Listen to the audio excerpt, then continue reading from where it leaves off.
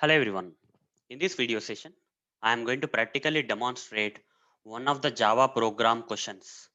That is, what is the output for system.out.println of 9 plus 6 minus 3 into 4 divided by 2 percentile 5.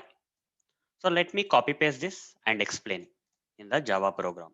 I am copying this complete statement and pasting inside this main method. So here, can we guess the output of this program? What does this println statement is going to print in the output? Can we guess? Yes, guys, we can guess. If we know the priority of these operators, we can simply or easily guess this. Let's say here, how many operators are there? Plus operator is there, minus is there, multiplication is there, okay, division is there, percentile is there.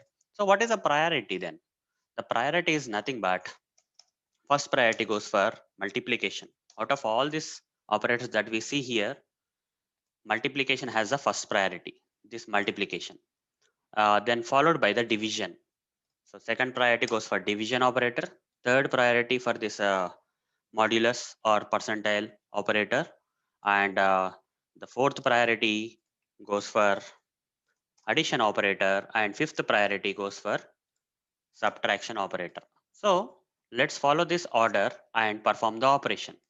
So first priority I mentioned as multiplication. So 3 into 4, that is nothing but 12. So 12 will be calculated first. Second priority is division. 12 divided by 2.